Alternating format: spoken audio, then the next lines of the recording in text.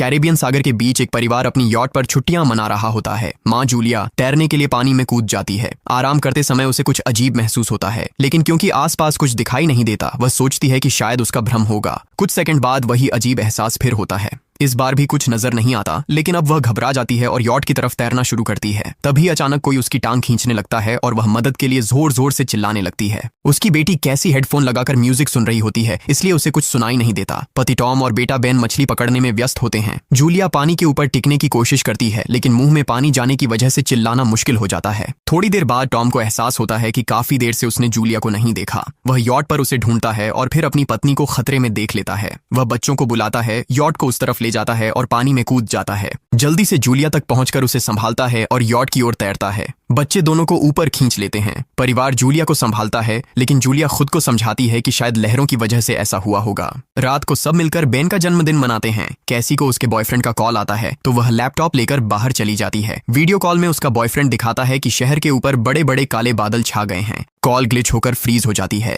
कैसी यह बात परिवार को बताने आती है, लेकिन टॉम कहता है कि शायद जमीन से दूर होने की वजह से सिग्नल कमजोर है। तभी सबको एक आवाज सुनाई देती है। वे सब बाहर जाते हैं और देखते हैं कि व्हेल मछलियों का एक समूह गुजर रहा है। टॉम समझाता है कि व्हेल मछलियां हमेशा पृथ्वी के मैग्नेटिक फील्ड को फॉलो करती हैं, लेकिन जब तूफान आता है तो वे कंफ्यूज हो जाती हैं। अचानक यॉट जोर से हिलती है और बेन गिर जाता है। टॉम को चिंता होती है कि कहीं यॉट को नुकसान तो नहीं पहुंचा, इसलिए वह डाइव करके नीचे चेक करने चला जाता है। कुछ देर बाद वह सतह पर वापस आता है, लेकिन उसके कंधे पर एक बड़ा घाव होता है। जूलिया तुरंत उसका जख्म सीती है। टॉम बताता है कि पानी के अंदर उसे ऐसा लगा जैसे उसके पीछे कोई बहुत बड़ा जीव था, लेकिन जब उसने मुड़कर देखा तो प्रोपेलर से कट लग गया। वह कहता है कि जो भी चीज थी बहुत बड़ी थी। टॉम को यॉट पर काफी नुकसान दिखाई देता है, इसलिए उन्हें मदद बुलानी पड़ती है। जूलिया बार बार रेडियो पर कोशिश करती है। कैसी फोन पर सिग्नल ढूंढती है, लेकिन कुछ भी काम नहीं करता। तभी कैसी को एक अजीब सा जीव दिखाई देता है और वह चिल्ला उठती है, लेकिन वह तो बस बेन होता है जो मास्क पहनकर मजाक कर रहा होता है। कुछ देर बाद यॉट पूरी तरह बंद हो जाती है और समुद्र के बीच में फंस जाती है। जूलिया रेडियो में एक आवाज सुनती है, लेकिन आवाज इतनी खराब होती है कि उसे कुछ समझ नहीं आता।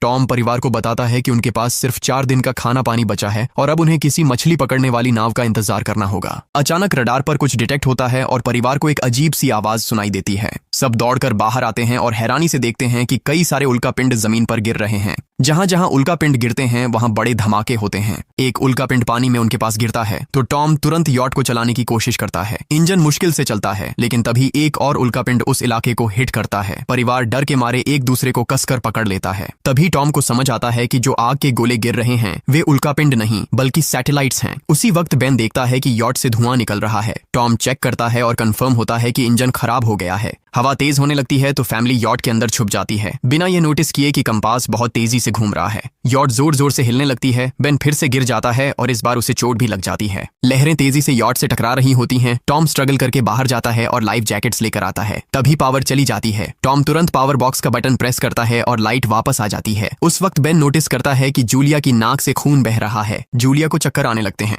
जबकि कैसी सिंक पर जाकर उल्टी कर देती है। टॉम रेडियो ट्राई करता रहता है पर सिग्नल नहीं मिलता। अचानक एक तेज हाई पिच्ड नॉइज आती है और हवा और भी स्ट्रांग हो जाती है। जूलिया दरवाजे बंद करने की कोशिश करती है, पर एक हैच खुल जाता है और हवा खिड़कियां तोड़ने लगती है। टॉम एक फ्लेयर जलाता है और थोड़ी देर बाद अंधेरा छा जाता है। अगली सुबह फैमिली शॉक में उठती है कि वो स्टॉर्म से बच गए हैं, लेकिन यॉट आधी तबाह हो गई होती है। जब वो बाहर आते हैं तो देखते हैं कि समुद्र का पानी गायब हो गया है और यॉट अब जमीन पर अटकी है। सब ये देखकर शॉक में आ जाते हैं। कैसी सिग्नल चेक करती है पर नेटवर्क बिल्कुल डाउन होता है। बेन 2 मरे हुए केकड़ों से खेलने लगता है। टॉम कंपास चेक करता है और देखता है कि वो उल्टा हो गया है। ये आखिरी बार 7 लाख साल पहले हुआ था। कैसी को लगता है कि उसका बॉयफ्रेंड मर गया होगा और वो टूट जाती है। जब जूलिया उसे समझाने आती है तो कैसी उसे दूर कर देती है और छुपने चली जाती है। जूलिया और टॉम बची हुई सप्लाईज देखते हैं। बेन अपने बर्थडे बलून्स एक पत्थर से बांध देता है ताकि शायद कोई बचा हुआ सर्वाइवर देख ले। टॉम फिर रेडियो ट्राई करता है और इस बार एक आदमी से कनेक्शन हो जाता है। उसका नाम नाव होता है और वो एक सबमरीन का कैप्टन होता है। उसकी सबमरीन भी लैंड पर अटक गई है। वो कंफर्म करता है कि मैग्नेटिक पोल्स रिवर्स हो गए हैं, इसलिए ओशन पीछे हट गया है और जमीन डूब गई है।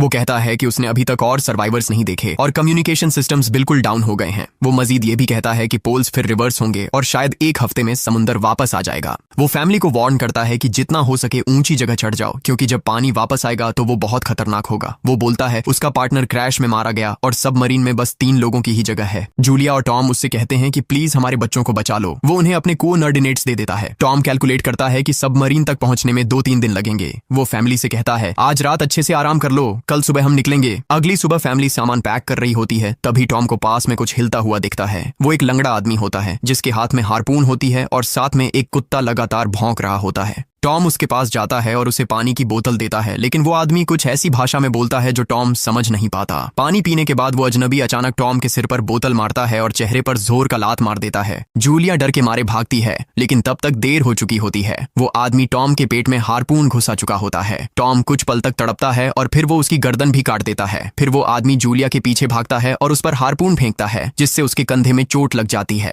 जूलिया दर्द सहते हुए यॉट के अंदर भागती है और बच्चों को बोलती है कि छुप जाओ। वो दरवाजा लॉक कर देती है। कैसी और बेन सोफे के अंदर घुस जाते हैं। जूलिया उन्हें फ्लेयर गन पकड़ाती है और खुद एक चाकू लेकर बाथरूम में छुप जाती है। वो आदमी दरवाजे पर जोर जोर से धक्के मारता है और आखिर अंदर घुस ही जाता है। पहले वो थोड़ा खाना उठाता है और फिर यॉट में इधर उधर ढूंढने लगता है, फिर बाथरूम की तरफ जाता है, लेकिन जूलिया समझदारी से एक छोटे छेद से बाहर निकल जाती है। वो आदमी सोचता है कि जूलिया भाग गई, लेकिन जैसे ही वो धीरे से निकलने लगती है उसका कुत्ता उसे देख लेता है और भौंकने लगता है। कुत्ता उस पर झपटता है तो जूलिया चाकू से उसे मार देती है। कुत्ते की चीख सुनकर वो आदमी बाहर आता है और अपने कुत्ते की लाश देखकर आग बबूला हो जाता है। इस बीच जूलिया यॉट के दूसरे साइड से अंदर जाने की कोशिश करती है। वो ऊपर चढ़कर टूटी हुई खिड़की से अंदर घुसने लगती है, लेकिन वो आदमी पहले ही वहां पहुंच जाता है। वो उसे पकड़कर जोर से मुक्का मारता है, जिससे वो नीचे गिर जाती है। जूलिया फर्नीचर पकड़कर बचने की कोशिश करती है, लेकिन वो आदमी उसे लात मारकर दूर फेंक देता है। फिर वो उसकी कलाई पर पैर रख देता है ताकि वो चाकू छोड़ दे, और फिर उसके बाल पकड़कर उसका चेहरा जमीन पर दे मारता है और सोफे पर फेंक कर उसका गला दबाने लगता है। बच्चे ये सब कुछ देख रहे होते हैं। कैसी बाहर निकलकर फ्लेयर गन चलाती है जो सीधा उस आदमी को लगती है। वो जल उठता है और यॉट में आग फैलने लगती है। बच्चे तुरंत भाग जाते हैं, लेकिन जूलिया वापस आती है। वो उसे एक किक मारकर गिराती है, मैप और बैग उठाती है और वहां से भाग जाती है।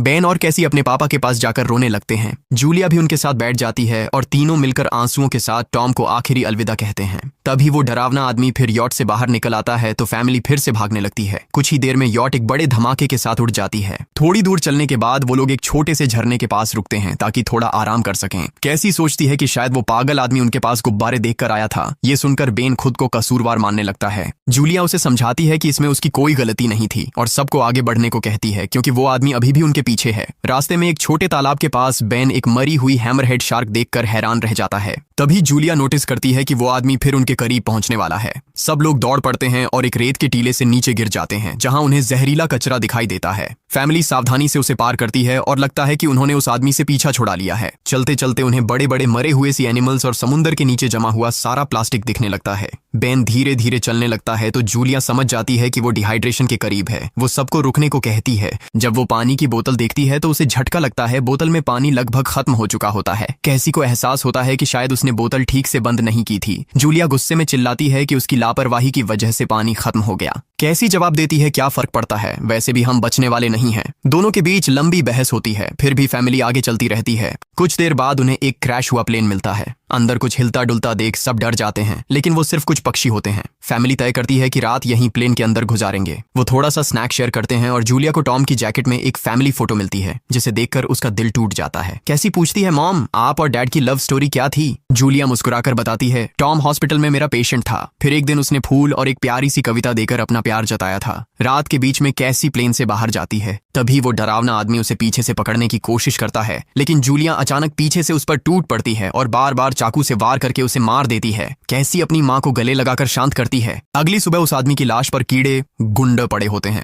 फैमिली नोटिस करती है कि उसके शरीर पर कई काटने के निशान हैं, मतलब इस एरिया में कोई खतरनाक जीव छिपा हुआ है। जैसे ही वो लोग वहां से निकलते हैं, केकड़े उसके मुंह से बाहर निकल आते हैं। कुछ घंटों बाद जूलिया और कैसी मैप देख रही होती हैं, लेकिन बेन धीरे से आगे निकल जाता है। जूलिया चिल्लाती है, रुक जाओ, लेकिन बेन एक तालाब में झुककर पानी पीने लगता है। जूलिया तुरंत उसे खींचकर बाहर निकालती है और समझाती है कि अनजान पानी उसे बीमार कर सकता है। धूप बहुत तेज हो जाती है तो फैमिली अपने सिर कपड़ों से ढक लेती है। बेन को चक्कर आने लगते हैं। तभी उन्हें कुछ पुराने कुर्सियां मिलती हैं और जूलिया कैसी उनसे एक टेम्पररी शेल्टर बना लेती हैं। जूलिया बेन को इंजेक्शन लगाती है और तय करती है कि वो रात वहीं बिताएंगे। सुबह जूलिया एक अजीब सी आवाज सुनकर उठती है। बाहर जाकर देखती है तो क्रैब्स का एक बड़ा झुंड उनकी तरफ आ रहा होता है। वो तुरंत बच्चों को उठाती है और तीनों भागना शुरू कर देते हैं। भागते भागते उन्हें एक बड़ा कार्गो शिप दिखाई देता है। वहां 3 क्रू मेंबर्स जिंदा होते हैं। एक औरत उनकी मदद करना चाहती है, लेकिन बाकी 2 आदमी मना कर देते हैं और तीनों फैमिली को बाहर छोड़कर कंटेनर लॉक कर लेते हैं। क्रैब्स पास आ जाते हैं। जूलिया बच्चों को कंटेनर के ऊपर चढ़ाती है। खुद जब चढ़ने लगती है तो क्रैब्स उसके पैर को जोर से काट लेते हैं।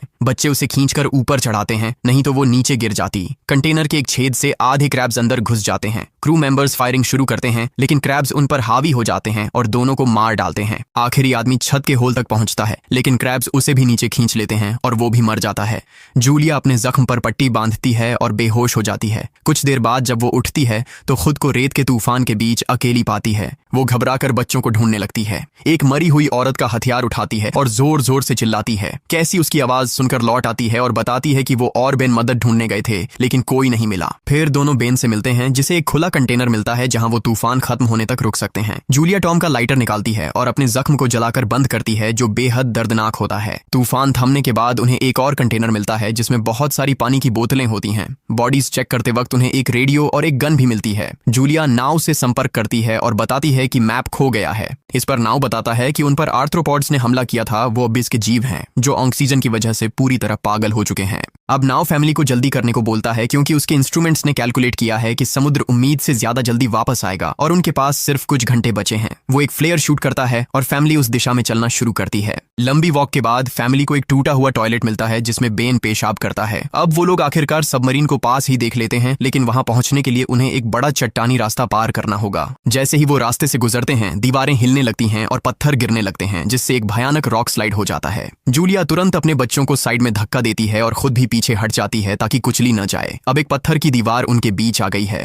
जूलिया बच्चों से कहती है कि वो बिना उसके आगे बढ़ जाए, लेकिन कैसी मना करती है और जोर देती है कि उसकी माँ को चढ़ने की कोशिश करनी चाहिए। बहुत बहस होती है और चिल्लाने के बाद जूलिया वादा करती है कि वो बाद में अपने बच्चों को ढूंढ लेगी। मजबूर होकर कैसी अपने भाई को खींचकर आगे ले जाती है। बच्चे चट्टानी रास्ता चढ़कर सबमरीन की तरफ भागते हैं, लेकिन वहां पहुंचकर देखते हैं कि नाव बाहर खून में लथपथ पड़ा है। वो समझाता है कि उसके लिए सब खत्म हो गया है और अब बच्चे सबमरीन ले सकते हैं। ये सोचकर कि एक एक्स्ट्रा जगह होगी, कैसी वापस अपनी माँ को ढूंढने भागती है। तभी जूलिया केकड़ों को आता देखती है और वो फायरिंग शुरू कर देती है। कुछ केकड़ों को वो मार देती है, लेकिन झुंड बहुत बड़ा होता है और सबसे लड़ना मुश्किल हो जाता है। उसी वक्त कैसी दीवार के ऊपर दिखाई देती है और हाथ आगे बढ़ाती है तो जूलिया अपने घायल पैर के बावजूद तेजी से चढ़ना शुरू करती है। कैसी की मदद से वो दूसरी तरफ पहुंच जाती है और दोनों साथ में सबमरीन की तरफ भागते हैं। बेन पहले से ही ऊपर खड़ा होता है और फायर खोल देता है ताकि केकड़े डिस्टर्ब रहें जब तक फैमिली ऊपर चढ़ जाए। केकड़े नाव के शरीर तक पहुंचते ही तुरंत उसे खाने लग जाते हैं। जूलिया गन उठाती है और फायरिंग जारी रखती है जब तक बच्चे अंदर चले जाएं। जब वो सुरक्षित हो जाते हैं, जूलिया समझती है कि गोलियां खत्म हो गई हैं, तो वो गन केकड़ों पर फेंक देती है और अपने बच्चों के साथ अंदर चली जाती है। फैमिली हैच को अच्छे से लॉक करती है और खिड़की से केकड़ों को सबमरीन के चारों तरफ देखती है। इसी वक्त समुद्र वापस आ जाता है तो तीनों तुरंत अपनी सीटों पर बैठकर बेल्ट पहन लेते हैं और एक दूसरे का हाथ पकड़ लेते हैं।